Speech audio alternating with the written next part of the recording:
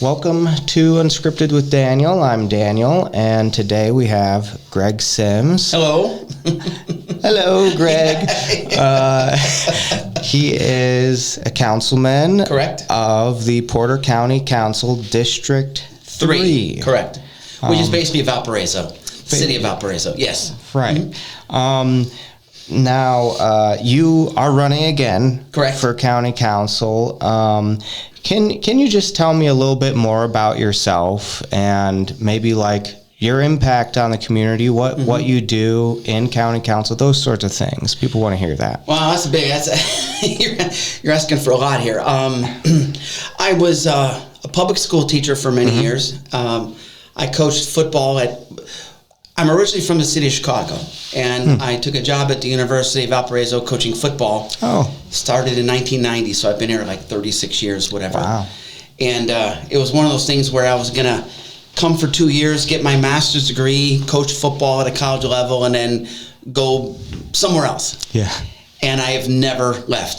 So, yeah, it's kind of crazy. When you look back, it sounds crazy to think you were young, energetic, all this stuff, and I got the whole world, and then I end up staying here. Well, what does that say about here? Yeah. That this is a great place to be. It was a great place to raise a family, great school systems, and yeah, that's basically what happened. So I got sucked into this Valparaiso vortex, and I just Not never that that's a bad thing. Oh, no, it's a very good thing. Yeah. As a matter of fact, I was in a meeting the other day, and some people from downstate, and I had commented that we live in Porter County is the best county in the state. Now, one of them was from Marion, and they go, well, wait a second, no, we've got you beat. I really do believe that. Now, they've got more money than us, and there may be a few more bigger things going on, but when you look at what we have here in the county in regard to school system, infrastructure, opportunities of the lake, Lake Michigan, being close to Chicago, our quality of life. Yeah. We have the lowest property tax rate and our lowest lit in the state of Indiana.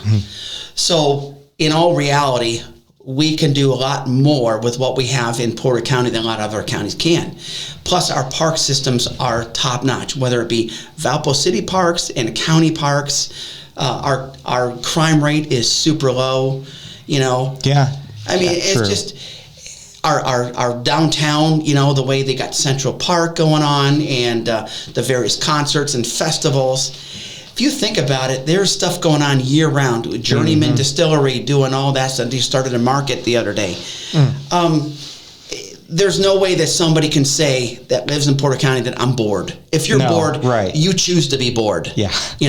And you don't have to pay much for a really good education. It's like that was one of the things. You come out of Chicago, the best education is private.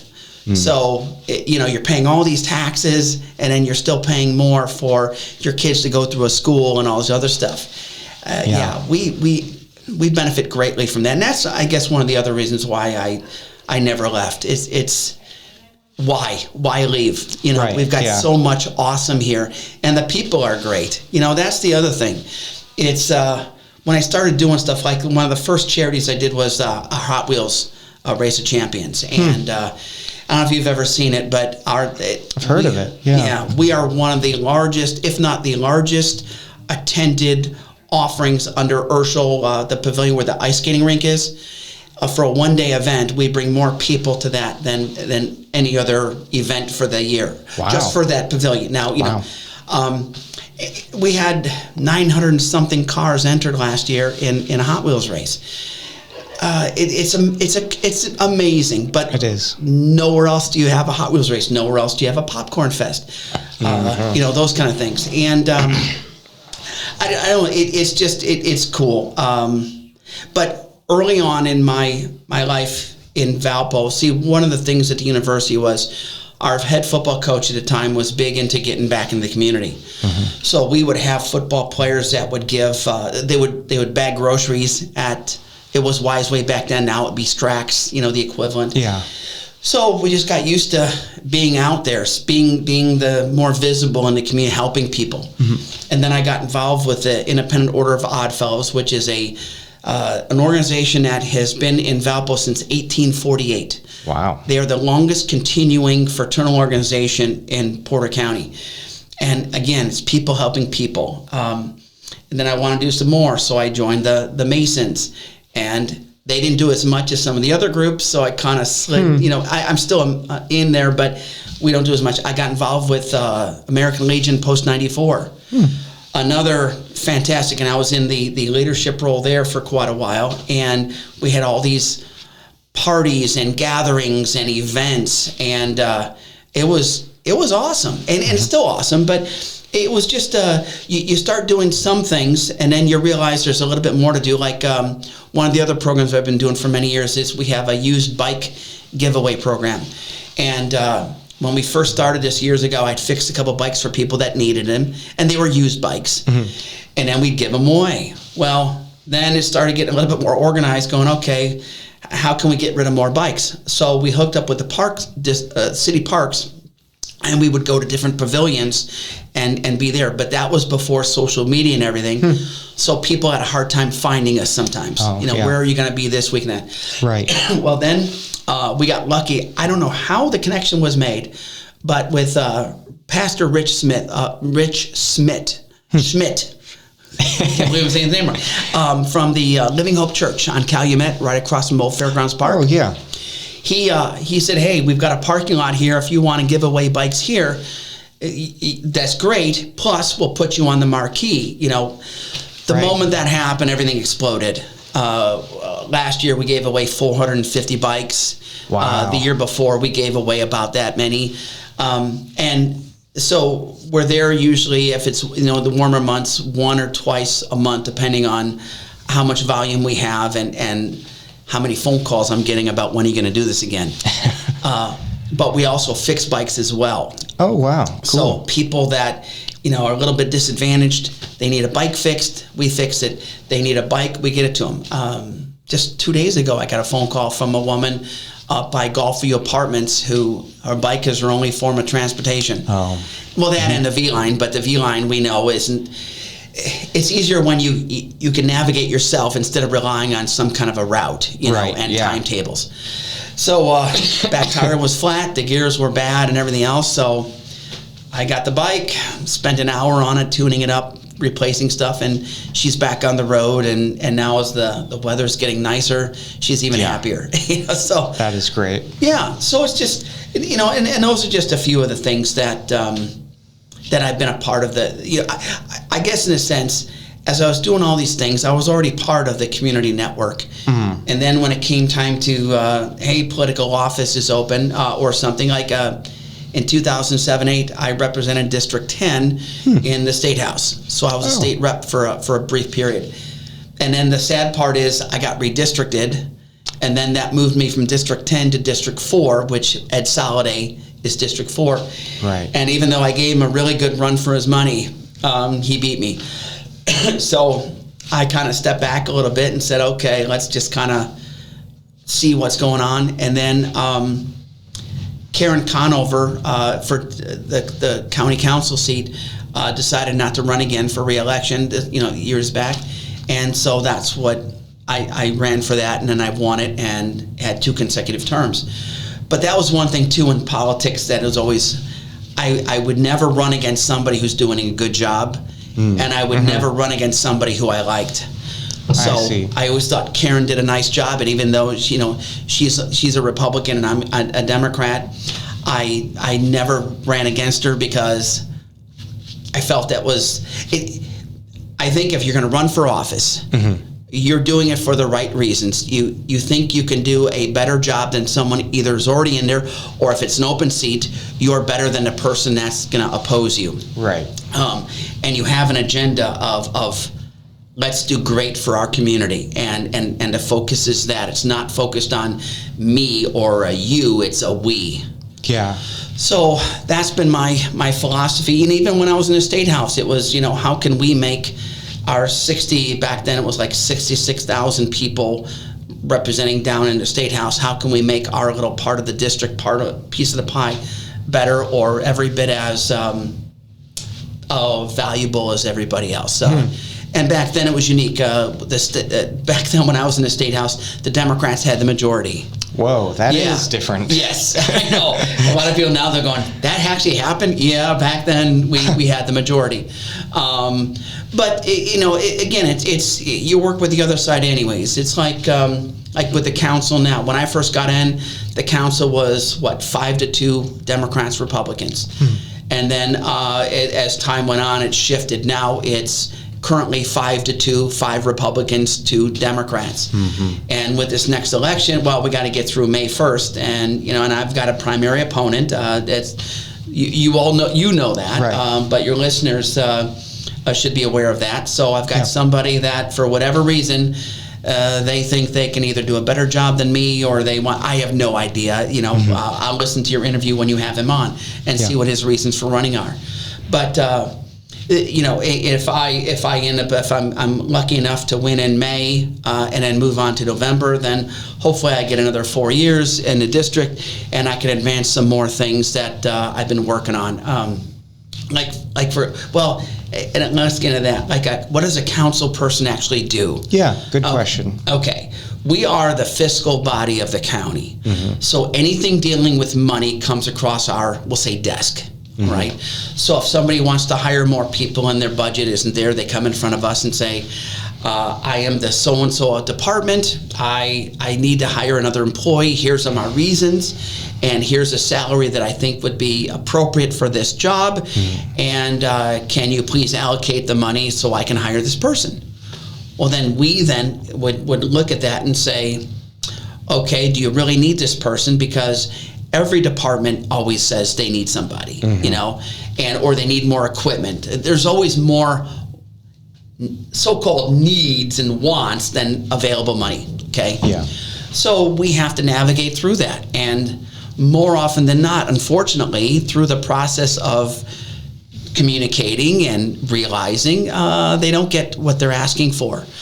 But it's not that we're bad guys, or not that I'm a bad guy. It's that I'll hang out with them and I'll talk with other members in their department and say, is this really necessary? Yeah. Because unfortunately, a lot of people, this is what's the other weird part. We deal with a lot of elected officials who are not accountable to anybody but the voters. So let's say, I don't know what department, the auditor, I don't know, I'm just throwing it, there's a million departments. The auditor gets elected and the council has they can do whatever they want. We can't do anything about it, okay? The only thing we can have over them is if the auditor or whatever department head says, I want to hire more people. Now we can reject that. But if the auditor is doing a bad job, or someone in front of some other is doing a bad job, we can't say you're fired, or whatever it is. We have to we deal with it. We deal with it. Right. So sometimes when we have a department that has an elected official wanting stuff, we're like, well, sometimes they want it because that's what they campaigned on, Right. And it's like, well, we're no part of that. We had nothing to do with that, but we can control this over here. And then the other departments that are non-elected, same idea. It's like our health department, let's say. Great organization, one of the best departments in the state. And if they come up and say, I need to hire 3 more nurses. Okay, well, do you have any money from grants or anything else? Well, no. Okay, well, do you really need those 3 nurses? Or 2, or how can we get away, if it's determined that they do need more help, how can we get them the help? We can't get you 3, but maybe we can get you 2 or possibly 1. And then, or can you share a nurse with another department and then share the expenses? Like, just for the sake of saying it, JDC has some nurses. So let's see, maybe that nurse can work at the JDC once a week, and then can they work in the health department downtown Valpo 4 days a week or whatever, or maybe north, in the Portage area. So we navigate all that, and then when all that stuff is exhausted, and then we sit back and say, all right, we're gonna allow you that next member to join your team, so to speak. But we have to make sure that the money is available that next year. We don't want to do is, we'll hire you this year, or we'll give you the money to hire your person this year, but after next year, you got to find your own money, Or what we like too is if somebody gets a grant, Okay, is that person getting hired under a grant? If the grant runs out, don't come to us and ask for us to fund it, because we're allowing that position to be filled under the grant situation. So you better tell them that when they're hired, if the grant runs out, they're out of a job. Unless you can find another grant, because the council is tapped out of money. So, and it's a candid conversation, a very honest conversation, and one where everybody walks out of the room or knowing, okay, we get this, because the last thing I want is to increase any kind of taxation on behalf of the people, and I'm one of them, by the way. I have never voted for a tax increase about anything, and I go to Walmart and sometimes I see it getting hijacked. Someone might recognize me and say, hey, I heard about, or what's going on. I'm like, oh, okay. It's part of the job. You deal with the public, and I welcome that. But I have to defend it. Like, okay, we're considering this, or I don't know where you heard that, but that's not true. Or when these reporters call and say, I heard that you're going to increase this. Well, I'm not sure what conversation you heard, but that's not one I've been involved in. So go talk to somebody else, because anything that deals with increase in funding has to come in front of it comes in a council meeting and in front of all the public, and public has a chance to comment on stuff. Everything's open. Everything is and that's how I like it, Because again, I'm a member of the community, so I want a safe community. I want an honest community. I want where our tax dollars are being spent correctly community, And I can go to other counties and even other states and brag about Porter County being something to look at as the way to do things correctly, So that's how I look at that. I see. Yeah. Kind of a lot, I know. That is a lot. It's a complex job, and it sounds like there's a lot of, deliberation and a lot of communication necessary, with all these different parties and perspectives. And another thing too, we all are liaisons to the departments. So, and we just did that the first meeting of the year. We sit back and look and say, okay, 2 or 3 council members, usually 2, they represent a department on behalf of the whole council. So like if there's I'm in a health department one. So if there's a health department issue, they'll call me in or one of the other, the other liaison, and say, hey, this is what we're thinking, or this is what we'd like to do, and we want to come in front of the council and present to everyone, what do you think? Or we meet with them quite a bit and say, hey, there's things out there, can we be a part of that, And then so there's a lot of behind the scenes meetings that go on, so that we're not bogging down a council meeting once a month with all these departments coming in with all these asks. It's easier to talk to a couple people and then have us then communicate through the council, and spread it that way. So this way our meetings are much more efficient in regards to the council meetings. So that's something too. So if you're going to be a good council member, you're available for these meetings. Matter of fact, I was in 2 of them right before this interview here today. And I'd like to say that, they appreciate, because you're coming in, giving your time up for their needs, wants, concerns, that kind of a thing. So it's not just showing up to a council meeting once a month to deal with financial issues. Right. It's if you're going to do it correctly, you're meeting with a lot of people, a lot of times, and you're looking for ways to make us better. Like I've gone to a couple other communities and they've done some festivals and stuff. I'm like, why aren't we doing a festival like that? So then I'll see something, come to our county, our parks department, and say, hey, listen, there's this festival, and sometimes they'll go, yeah, we're gonna hook into that, or hey, if you want to do it, we'll give you park time, and then you can bring it in, and okay. And I started a kite festival last year, basically. I went to that. Oh, awesome! Hope you had a great time. Yeah. And you had a nice kite that we gave you, right? Yeah. Matter of fact, we just got another grant to increase the scope of the Kite Fest. Oh. So we're going to be advertising it some more. And the weather last year, we gave away 192 kites. I think that was the number. 190, and I want to say for some reason 192 pops in my head. But anyways, it was. I hope you had a great time. Yeah. Okay. And for some reason, I either forgot you were there or had no idea. But so this has been unabated. That you voluntarily said you had a great time and you enjoyed it, right, without me saying I'm out of here if you don't say yes. Yeah. I feel like the weather was great for it too. Yeah. In the morning it was terrible, and then it got really good. Yeah, we came towards the end or something like that. Oh, okay. Then you would. Yeah, the grass was already dry and the wind was still blowing. Yeah, I will tell you that. One of the coolest stories I say about that day is this young girl came up and she was like looking lost. And I'm like, can I help you? And she goes, yeah, I heard about this kite thing. And I'm like, well, where'd you hear about it? She goes, well, I was driving down the road and I saw these kites in the air. And then she must have lived really close to there because she said she got on her computer and Googled something and it said Kite Fest for suicide prevention awareness. And one of her friends had killed himself 6 months previous. And she felt compelled to come back. So she says, well, how's it working? I go, well, let's go get you a kite. And, they're free. And have you ever flown a kite before? And she said, no, I have no idea, which I thought was interesting. A lot of people there had never flown a kite before, which was awesome for us to be able to have them experience something cool and new. So she had a hard time getting it off the ground, and I went over to her and I said, do you need some help? She goes, no. And she was awesomely nice. She goes, no offense, but I need to do this myself because I'm doing it on behalf of this person. Awesome.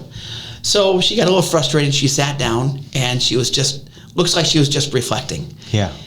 I lost track of things and I come back around, 15, 20 minutes. Next thing I look and she's got a kite up in the air. And this thing is way the heck up there. Awesome. Now at that point, she had sat down and she was just holding, because when a kite goes about a couple hundred feet in the air, you're just holding it, it's like on a cruise control. And I looked at her and she looked up at her kite and she was just staring at us. So I'm like, wow, this is awesome. She's in this moment of reflection and she's probably thinking about her friend and all this stuff. Yeah. Well, then about 20 minutes later, she pulled the kite down and she came over and said, thank you very much. This was awesome. And she went to give me the kite. I said, no, the kite is yours. It's a gift. And she was just ecstatic. And and as she walked away, I'm just like, wow, that is the epitome of what we were hoping to do, where people participated in the experience of it. And she was able to reflect on her friend and got some, I would hope, inner peace. Yeah. Because one of the things with suicide, and that's the other thing, I started the Suicide Prevention Task Force. It's been going for 6 years now. But one of the things that we found is the movies have it all wrong. It seems like you watch a movie or a TV show, when somebody kills himself, there's a note, and you know what? That's unbelievably rare. So more often than not, when somebody takes their own life, people that are left behind are wondering why this happened. Yeah. And that part eats people up. So for me to see her reflect, because I'm sure that was going through her mind. There's no doubt in my mind. And to be able to have a little bit of peace for her because of this event, to me, makes it all worth it. And I know there's plenty of other stories there. I just didn't, I wasn't aware of them, so to speak. And so next year when we do it again, and it'll come in September again, the third Saturday in September, we're going to expand a little bit and just do some more cool stuff. That's awesome. But that was the other thing, you're again, as the council or as a person just getting out in the community, you see some things and you're talking to people, and if someone says, hey, why don't we have, and in my position, I've got the power to either bring some people together and have that discussion, or to initiate it itself and say, well, let's go. And it takes time from me, and away from me from other stuff, but to me, it's worth it. Because I never got involved in being on the council or being in any political thing as a selfish act. It was always what can I do to help make our community better? Or how can I help other people help our community get better? I can sit at a table and have an open mind and listen to a discussion and go, that might work, that might not work. And sometimes I'll sit at a meeting and I won't even say a word at all because it's unnecessary, You won't see me beating my chest and saying, look what I have done. It's unbelievably, and I'll say I don't ever recall doing it. It's always, look what we have done. because it takes more than one person to have a community built the way we have it, and I don't care if you're in a city of Portage, Valpo, Couts, whatever it's or somebody in a county in South, it doesn't matter. It's all, we all live here. We all want this to be a great place for our involvement, our navigation through it, and why can't we keep it? We've achieved it. Let's keep it. Yeah.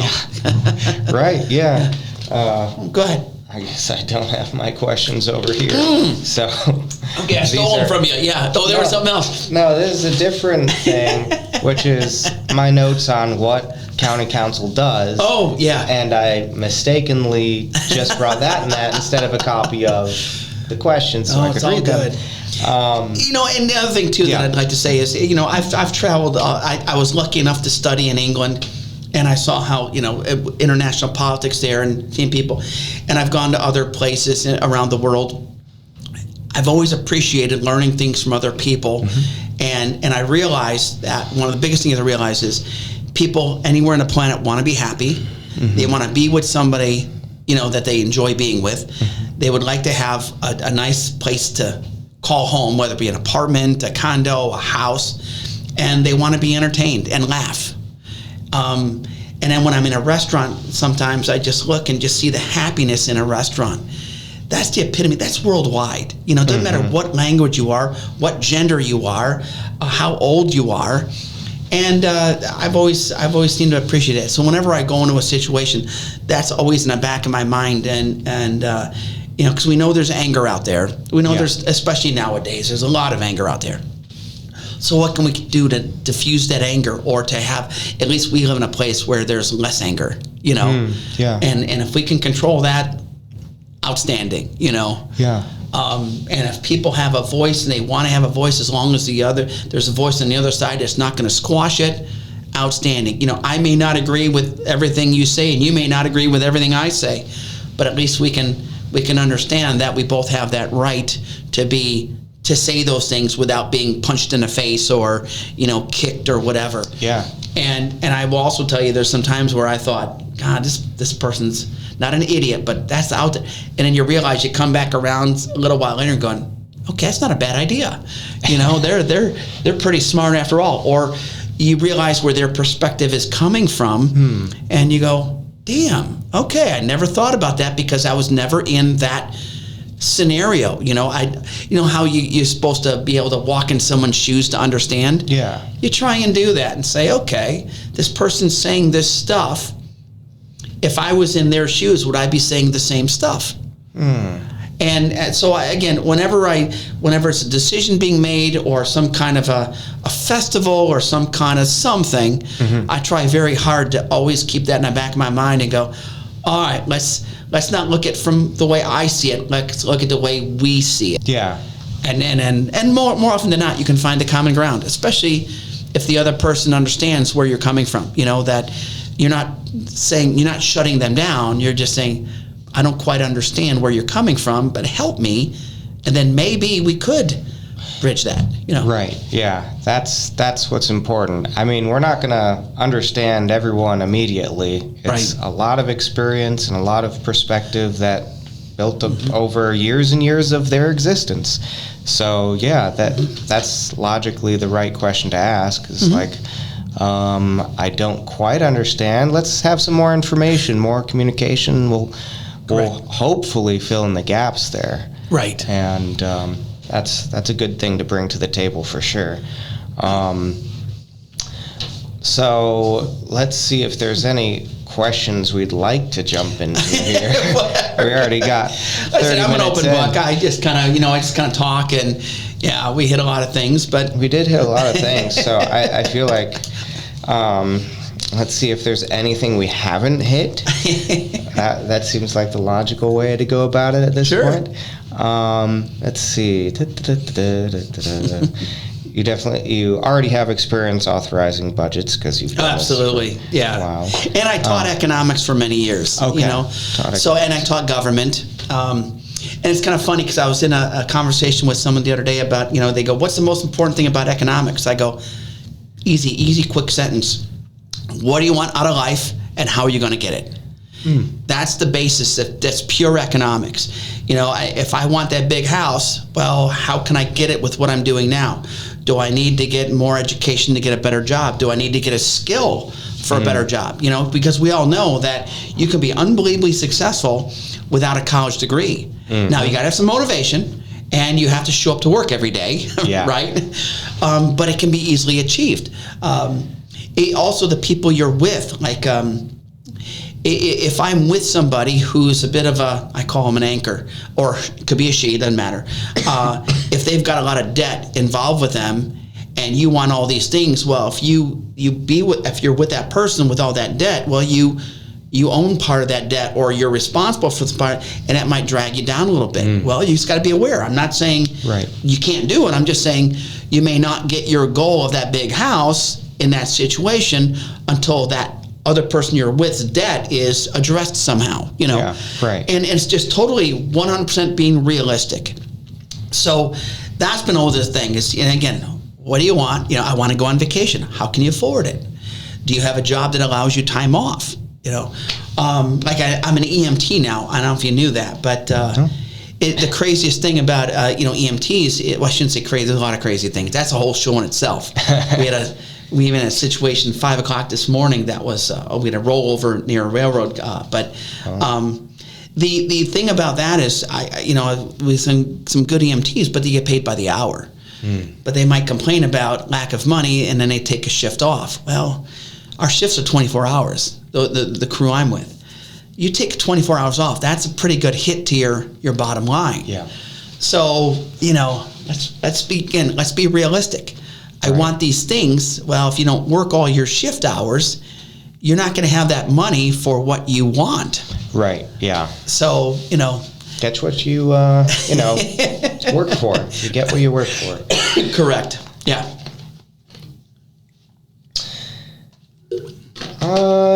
Here's a question. What do you see as the most pressing needs for infrastructure or capital projects in the county?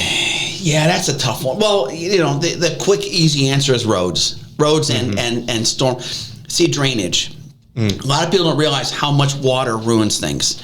You have a flood, that water's going to go somewhere. The gravity is going to throw it in one direction or another direction. If the water level is higher today than it's ever been, you're going to find a different direction that it came out of nowhere because you didn't experience that high level. And then with that comes erosion, so now things get washed away. All right, we got to fix this.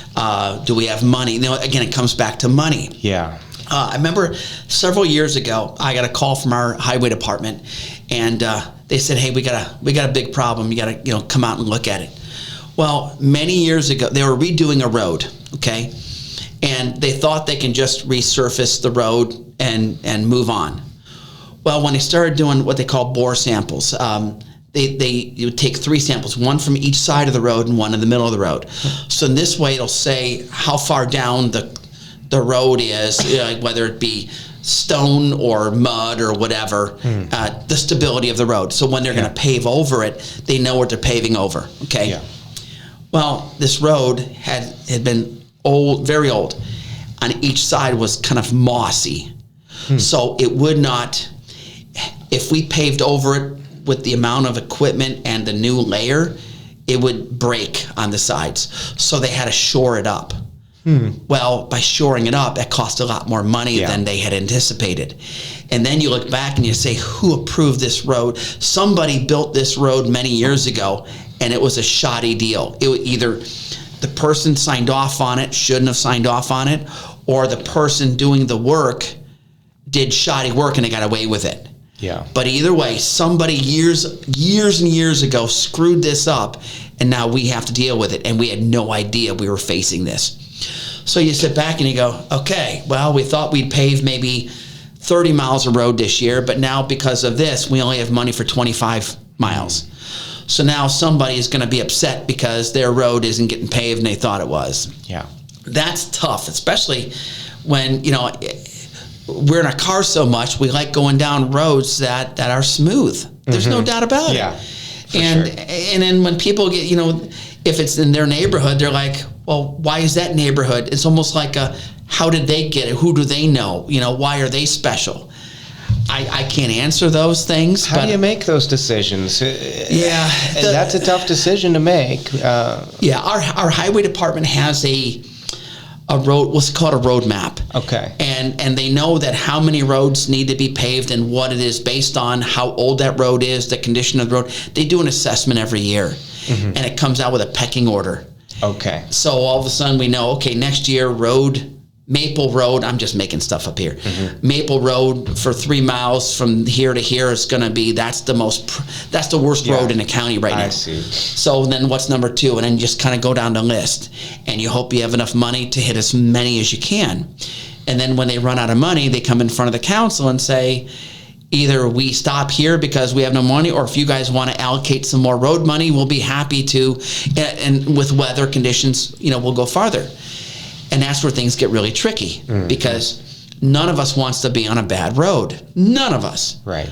However, we only have so many resources to do this because we've got other things going on. We've got, the sheriff saying we need more cars and we need more police. And then we've got the health department saying we need to know more of this. So we're getting bombarded by all these departments that are asking for more, and we just don't have it. Now, could we go to the community and say we're going to increase taxes? Sure we could, right? Right. Yeah, let's just get it from the people. You want better roads? We're going to charge you, more money. Well, that's not, again, I don't want to do that as a taxpayer, and I know the people don't, especially now. People are complaining and bitching and moaning about NIPSCO bills. Yeah. Okay, so, we know, and, the council is not idiots. We know what's going on. So you're telling me that I know we need more money for this or that, and I know people are hurting because of NIPSCO, and then I'm going to still try and find money that doesn't exist, right. Or I'm going to hurt you even more, knowing that our food, we were promised a year ago that our fuel costs were going to go down, our grocery costs were going to go down, right? Yeah. We all know that this was floating on, but yet none of that happened. Nope. So, son of a gun, not only did that not happen, but prices increased. And now I've got to pay more for my utilities. I want heat. And then come summertime, I'm going to want air conditioning. And I guess technically I could, work more hours at my job if I'm lucky enough. But why should I have to, right? Yeah, right. We should all be able to live in a community where you get paid a decent wage for a good day's work, and be able to afford the things that you would like to have afforded, right. That's the part of things that I that hits home with me quite a bit. And, I was at a function, there was a forum, couple days ago about tourism and stuff at the Hard Rock Casino in Gary, and I was sitting at a table with a relatively prominent builder in town, and the first thing I said is like, where the hell is all this affordable housing? And he goes, well, I'm working. I said, yeah, you're not. I said, and they just got done bragging about building a $700,000 house in Hammond. And I go, wow. Yeah, that's not affordable. At least not for regular people, right? So, but I've got a son that he has a nice job. He works for Indiana Beverage, a great company to work for. But it's just him. And with his income, he's only able to afford a certain amount of money for a house. And he couldn't find it. He wanted to live in Valpo. And he couldn't find anything unless it was a piece of garbage that was about the size of a garage, And I, you feel bad. I mean, as a parent, you go, this kind of sucks. Right. Here you've got a son that's got a decent job working for a very good company, and it's not about go ask your boss for another $50,000. That's unrealistic and stupid. Right. But you sit back and go, God, how can we help you? And we helped them with money for a down payment, but with the house's prices going so stupidly high, he lives in a county, but he's not living in Valpo. And it's like, gosh darn it. And I know that's just one story of many. Right. And that's disappointing. It disappoints me as a member of the community to say, why can't we do a little bit better? And I don't quite honestly know the answer, but I would love to get a bunch of developers. Well, I will say this. I said this to another person one time. They're a developer, and I said, you make a lot of money. And eventually he goes, yeah, I do. I'm fine. And I said, well, why can't you build a community that for $450,000 to $500,000 houses over here. And then somewhere else build a couple houses where you just break even.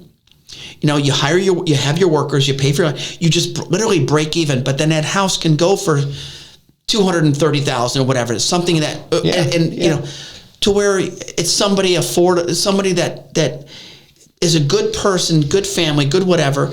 They can move into that. And I said, why can't we do that? Where you make your money over to the right, and then somewhere on the left side or whatever, however you want to call it, right, you break even. I'm not saying lose money, just break even. And he just looked at me. He goes, "Yeah, I'm not going to do that." And I wish I had the skills to build a house. And I guess sometimes it's easy to say and hard to do. Right. But that dumbfounded me of almost like agreed. I'm like, all we're saying is break even, but you're making all this money. You live, you got a couple $1 million in your bank, and you're driving these Cadillac. You're living very well. And I guess, and again, who am I to say to someone, this is how you have to do it? Mm-hmm. But I guess in a sense, I just get a little disappointed sometimes when I look at some people that I think can help make a big difference, and they choose not to. But again, it's their prerogative. It's their, that's part of our life is, we live in a country that you have a lot of freedoms and stuff like that. And I get that, but I wish this person can be with me throughout some days and run into some of these people and realize that there's a lot more people that can use a little bit of help without emptying your pocket, Yeah. I'm involved with a Daybreak men's shelter, and I deliver a bunch of clothes and stuff to them. And we're going to do some, we don't have the details yet, but there's something really cool coming down the road. I'll tell you off the air, but I don't want to put it out there now and have people get excited about it when it may not happen, because again, a committee's just got formed. But okay. But hang out with some of those people once in a while and just listen to their story. These aren't people that are looking at you. You walk in a door and you're wearing nice clothes, and they go, "Hey, you look like I see you driving a nice car and you look in nice clothes. Give me $50." No, it's just, "Hey, how you doing? You want to have a donut together?" And some of them will tell you their story, and it's like, damn, some of it's medical. They ran into a situation where medical bills got so high, they got so far behind, they got kicked out. And then because they didn't have a house, they lost their job, and it just kind of snowballed. You're like, gosh darn it, man. Just need a little bit of help to try and get back up, And now we also know there are some people out there that are just lazy and nasty and bad, and we get that. Absolutely. But a vast majority of people are good people that just a little bit of dumb luck came their way, and they just need just a little bit of help, Right. So that's, We should have a place for have empathy for all those people, and that's a great word. I should use that word more. Have some empathy. I like that. I like that word a lot. Yeah. It's just putting yourself in their shoes and seeing, what they went. It's like you say, they're just people, but it just went wrong. Things just went wrong. Yeah, and sometimes it's not them. It's maybe they had a child that had, I know one that child had cancer, and the medical bills got so crazy that it just basically, in a lot of ways, destroyed their family. Because we all know that, well, if you don't know, we should, the number one reason for divorce is money. So all of a sudden you got a family, and then you get a big money struggle in there. And if that busts up the family, that's even worse, because now instead of two people trying to make it happen, it's one person over here and one person over there, and it just gets to a point of almost you're so far down in a hole you just don't know what to do. Right. And that's a shame when that happens. But again, part of life, we know it does happen. Just like we know there's a lot more, people in our area have great jobs, great things, and it's awesome, and they have nothing but rainbows and sunshine, and that's great too, because we don't want to just dwell on the negative. We want to we want to look and say, you're in this community.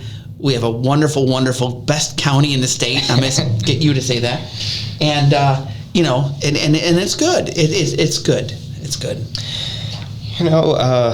As far as affordability for housing, you mean, or for things in general? We can we're going to pivot into transportation. Sure. And sort of, how, let's see, can can all of our residents affordably get where they need to go? And if not, what will you do to improve transportation? Great question. And by the way, you have no idea what my background was to where this was not a setup question, because this is awesome. I'm on the board of the Porter County Aging and Community Service. They are the buses, they're like the mini buses like the V-Line. They're white buses with a purple stripe on the side. Okay. And they will transport people that are 60 years of age and older for free in our community. And they now know that we just expanded that to now go to VA in Crown Point, University of Chicago in Crown Point, and Franciscan, and also Franciscan in Michigan City. So we've expanded the reach of free rides for eligible people, and also people that have medical issues, I should say. It's not, if you don't have medical issues, age 60 and above. But if you're younger and have medical issues, like you got to go to dialysis or something like that, then you fit in that category. That's a small percentage of the riders. But Monday through Friday, and you just call up, make an appointment. They will come to your house and pick you up. And if you need help, they will walk to your door, guide you to the vehicle, the van, and then help you and get you where you need to go. It's a matter of fact, we're starting to become more visible, and that organization's been there for many years. As a matter of fact, Tony, who is the executive director, is someone that I think would be great on your show. Tony? Yeah, I forgot her last. This is bad. Sorry, Tony, if you're listening. I'll give you the information. Okay. But so that's one avenue. We have the V-Line, which we know. We talked about that earlier on. It's $1 a ride, and it's a little bit of limitation in regards to the routes and everything else, but that's available. My bicycles, again, I'll pop that. If people in the community are able to ride a bike, because there are some people that just can't ride a bike. They're balance issues, or sometimes we're able to get a 3-wheel bike, which are kind of, I call them unicorns. They're very expensive, so we don't get them in very much as used, But if you can get around on a bicycle, we've got a program where you get a free bike. Our health department they had a grant that ran out that they would get a free bike through Leo's bike shop. And Leo's is a tremendous, awesome guy. And so bicycles, of the V-Line, we have the Porter County Aging and Community Service available. And our health department does have where sometimes you can get a voucher. Now, again, those run out pretty quick. Uber. Uber vouchers and stuff. Yeah. So now, can we expand that? Again, it's a money issue. Yeah. I don't know. I mean, I don't know how much money we can throw at it to where we can do. And even the Chicago Dash going in from Chicago, or from Valpo to Chicago, tremendous thing. It's $9. Yeah. Yes, absolutely. And then the South Shore line, that kind of, and the V-Line goes to the South Shore line, so people can get around, navigate into Chicago, or if they want to go to South Bend. Why not? We don't hear too many people doing that, taking the South Shore from here to South Bend and back, but it's an opportunity. I think part of the thing with transportation is some people just aren't aware that it's there to the extent it is. Yeah. But what I would like to see is, if there are people out there that are aware of all the offerings we have in regards to transportation, and it's still not enough, I would love to hear from them and to know how they can remedy that. Because hypothetically, there are places that can function without a lot of people owning cars, right? Correct. Absolutely. And so hypothetically, we could save people a lot of money if we had good public transportation. I don't know what that would look like in Valpo, and how much infrastructure change would have to happen in order to make that a reality. But right. And I know some communities, and we thought about this, they got those little scooters that are like free, or they have bicycles where they just position them around the city and say, you want to get somewhere, jump on the bike, and then just leave it on the side for someone else to use it later. Yeah. I'm like, I'm not sure if that would work. Well, since we offer a lot of free bikes anyways, we don't really need that part, and we don't want things, because sometimes people take advantage of this and they'll throw them off in some areas they shouldn't be and everything else. But I don't know, scooters, I don't know if you've ever ridden a scooter, though. I mean, and when we're talking about scooters, we're talking about those little, where you stand, you know, and they're awesome, but they're also can be dangerous if you are uncoordinated or you don't know what you're doing. Right. So you have that part and you go, okay, where's the trade-off here? You know, we might be able to offer an opportunity for some, and I remember the city of Valpo they used to have those bike shares. I'm not sure if they still have those. I think I've seen them out in front of the library. That's what you're talking about, right? Yeah, exactly. Yeah, they have those. Yeah. I don't know.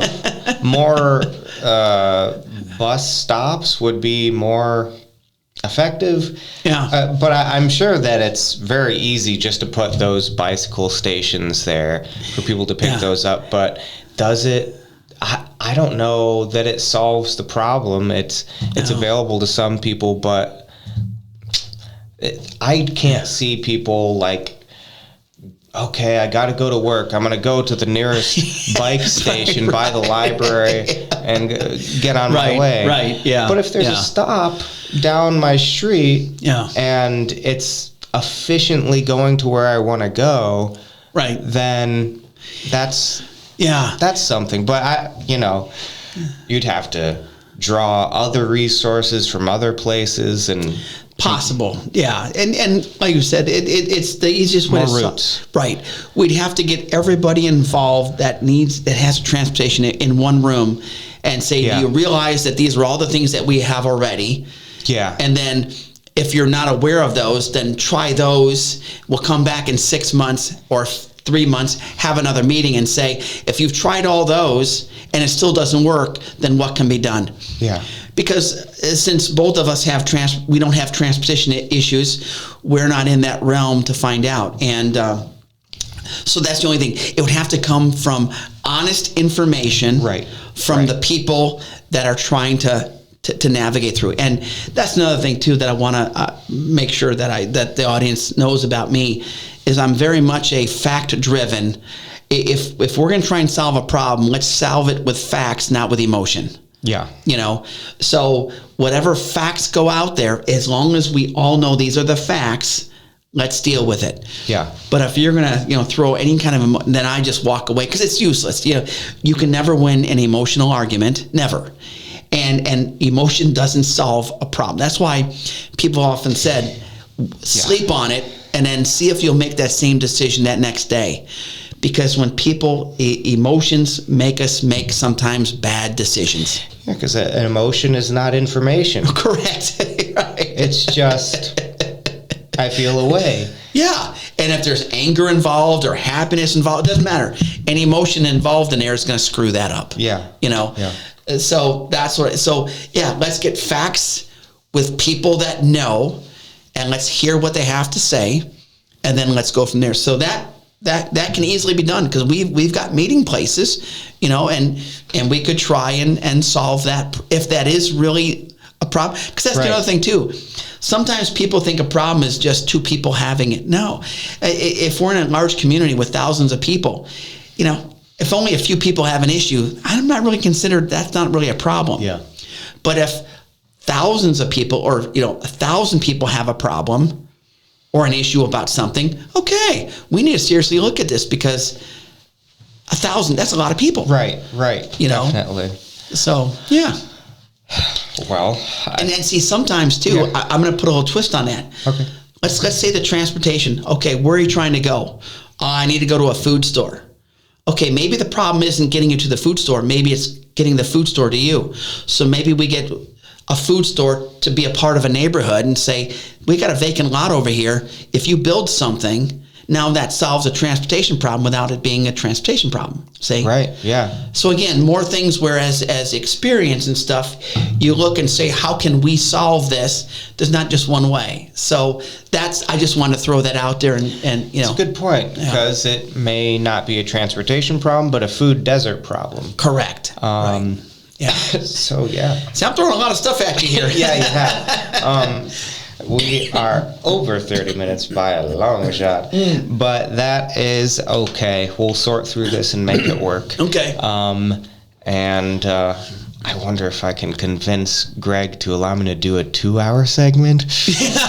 I don't know. We'd have enough information to do that, I'll tell you that. Yeah, right now. Yeah, no problem. But you know what? Thank you so much you're for welcome. coming on. Do you have any like final, you want to make any statements about your run? Well, the only thing is, I it would just be nice that you consider me on May 5th at the primary. I will be hitting. My campaign is simple. I hit houses. You'll meet me if you want to meet me. You'll meet me, and I've got a nice walking piece that has an awful lot of stuff that I've done, and some things I haven't. Some things I have done and I forgot to put on here, but that's okay. But it just gives you a snapshot of who I am. Like, I'm an EMT. I started the Suicide Prevention Task Force because it was really important. I felt it's super important to do. And matter of fact, I got an announcement about that quick. I've got my project bikes. I've got my Hot Wheels Race of Champions that we do. But going back to suicide prevention, I am... Within a month, you will see a 6-foot by 10-foot double-sided mobile billboard in the community. And what we found with our task force was a vast majority of people don't know what 988 is.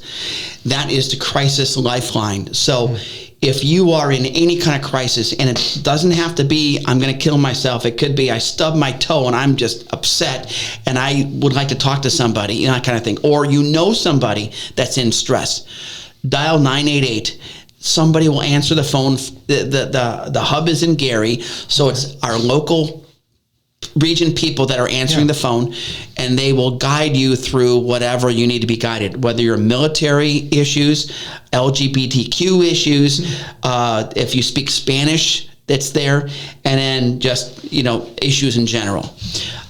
So what we're going to do is you'll start seeing this billboard move around, and it'll focus on 988. Now we'll be advertising some other things on there as well, but no matter where it goes, 988 is a part of it. So just as a quick reference, let's say your mom and dad still around. Okay, mom and dad are having a 50th anniversary, and you would like to say, I want to put this sign in front of their house and say, hey, honk for so-and-so's 50th anniversary. Outstanding. But then after that little billboard pops, it'll be a 988. So 988 will go wherever a message needs to be gone. I see. But this thing is also can do a movie, like a movie in the park. So since it's double-sided, you can have 2 front rows. It has 4 speakers. So we can show a movie. It telescopes up 10 feet.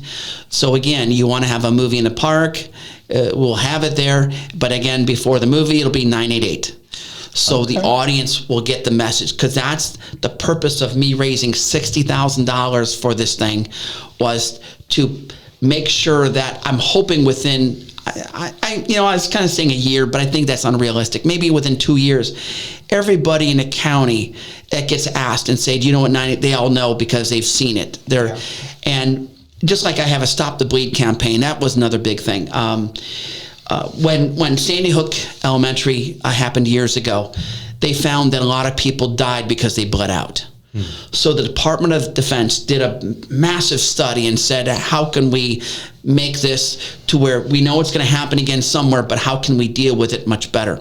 One of the things they determined was teaching people, normal, regular, everyday people, how to stop bad bleed so that they can save a life before the EMTs, paramedics show up.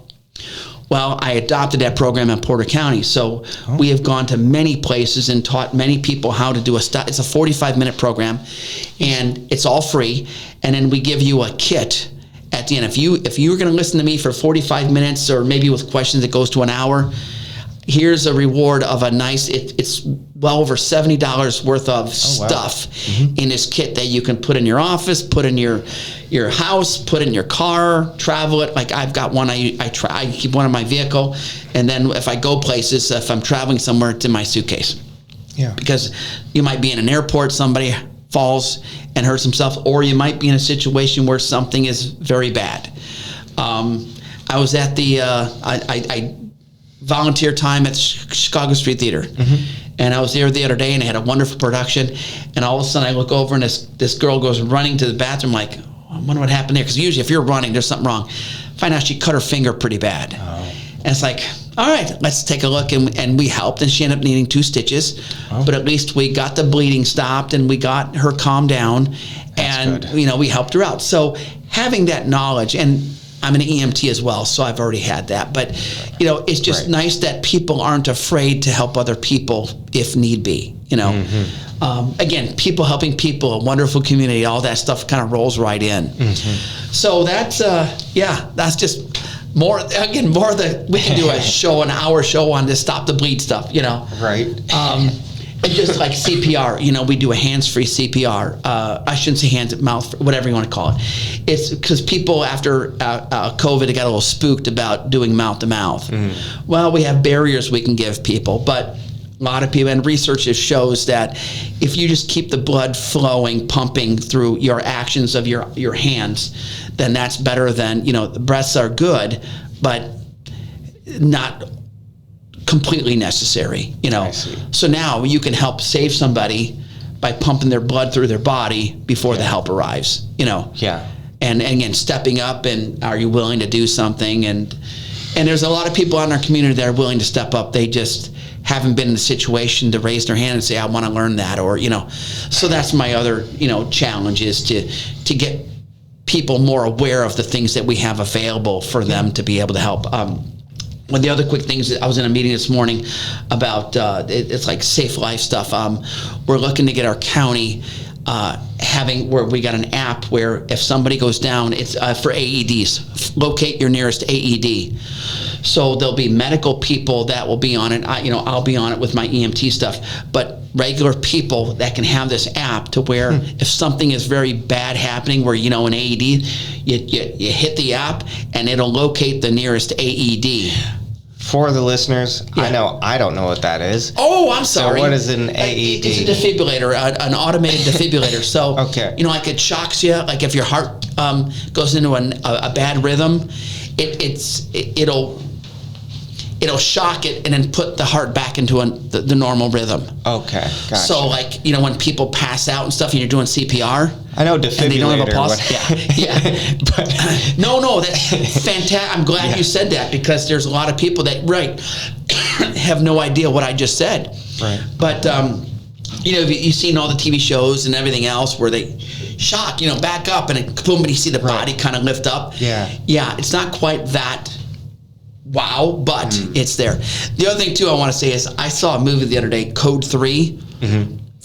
Awesome movie. Extremely accurate. If you want to know what it's like to be on an ambulance, you might want to check it out. There's a little bit of fluff in there, but there's a lot where I'm like, oh my God, that actually happened last week, or holy cow, that happened last year.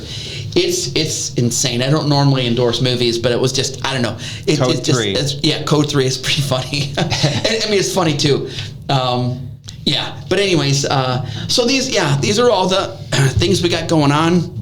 And so again, as you see this sign coming out, and I know we'll have some information on a sign if you want to put it in your neighborhood or whatever it is, there'll be information to do that stuff. But I just figured I'd give you a little heads up, since I'm going, I think, next week to pick it up. Oh, okay. So it's made in America, which is good. Oh, awesome. That is great. Comes from a state called Iowa. Yeah. Never heard of it. Well, I think that's everything that I can ask. Okay. As far as time. Well, I say hopefully I fulfilled yours, because I know we started, rambling about stuff, but this is your interview, and I want to make sure that your listeners are hearing the good stuff, and again, they can make a good determination when they choose to vote. I'm on the Democrat side, so if they're a Republican-minded person and they go to the ballot box in May, my name will not be on that list, and that's just how primaries are.